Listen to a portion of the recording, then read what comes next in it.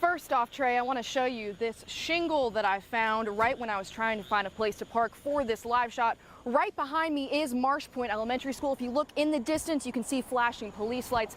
The entire area is blocked off. I've been here all day long, and earlier today I actually watched as teachers evacuated the building with tears in their eyes. I'm live right here outside of Savannah PD headquarters, where earlier today there was a news conference held by the city of Savannah and Savannah PD addressing this violent crime. They say this crime this week has been unacceptable.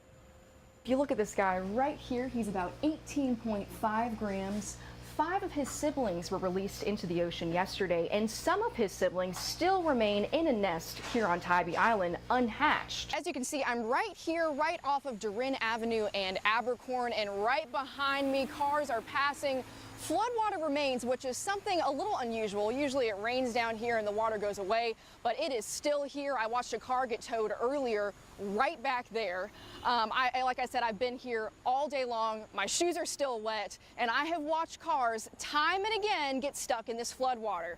As you can see from this video, people tried to drive through the floodwater today, and some weren't so lucky. The water might look like you can drive through it, but it can be a trap. I seen all these cars and all that. Everybody's cars broke down in the water. Drivers passing by today didn't seem to care about the people standing by. It's a reminder to all to drive with caution, especially on days like today.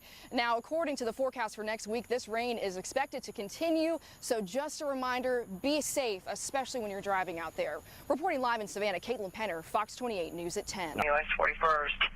She found her mother shot. 3 deadly shootings in 3 days. I heard a loud pow, pow, pow. Last night's shooting was particularly scary. After the first gunshots were fired, shooters drove to another spot and continued shooting. There's a male that says someone is shooting at his vehicle. I'm assuming he's in it. The sound was moving. It was like rapid shots. The Savannah community is searching for answers. We have too many deaths in our community. One couple attends church on 41st Street, where one of Monday night's shootings took place. They say it's not safe when the sun goes down. We seem not to have any problems, but what goes on after dark, I can't say.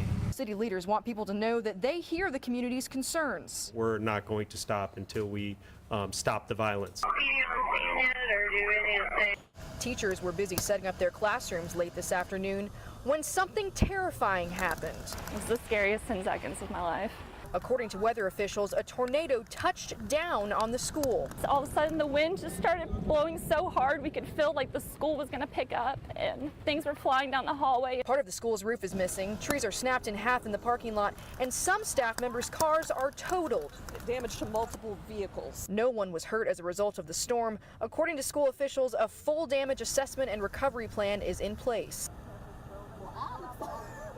6 baby loggerhead sea turtles were found in a trash can full of water by a housekeeper at Admiral's Inn on Tybee Island. Georgia DNR and Tybee police responded and took the turtles to Tybee Marine Science Center. 5 turtles were released back into the ocean, but 1 will remain at the Science Center to teach people about turtles. This will be our first resident that has a much different story attached to it. It's not a straggler. Instead, it was one that was confiscated from a hotel room. Investigators are trying to figure out how the baby turtles ended up in the hotel room and whether anyone staying in that room will face federal charges. And officials want everyone to be very aware you cannot disturb loggerheads. They are federally protected. We don't even let volunteers at the Science Center touch them. Odron says people can help the loggerheads make it to the sea by knocking down sandcastles, filling any holes, and keeping the beach clean. We went to the nest location where they had come out of. Initially, when we got there, there was a huge sandcastle. If you look at this guy right here, he's about 18.5 grams. 5 of his siblings were released into the ocean yesterday, and some of his siblings still remain in a nest here on Tybee Island unhatched. And they're always a popular attraction with the kids. I love them, so I don't want to hurt them. Reporting in Tybee Island, Caitlyn Penner, Fox 28 News at 10. If you look behind me, piles line the streets of this neighborhood down here on Whitmarsh Island. Hundreds of volunteers from the Island Christian Church came out today to help neighbors rebuild after the storm on Friday. I'm driving down tonight and I'm a little bit choked up. It was hard. And I'm shaking because I drove by the site Katie Arrington is moving forward with her campaign after a lot of suffering. I broke both my feet. I smashed and trashed this ankle, which will never be right again. She knows she could have died. By the grace of God, I'm here. Arrington is amazed by the support she's gotten during her recovery. This community rallied behind me. They really did. She's even getting support from those who aren't old enough to vote. This was made by an 8-year-old for me while I was in the hospital. Carter Freeman, a local kid from Beaufort County, came to the rally because he looks up to Arrington.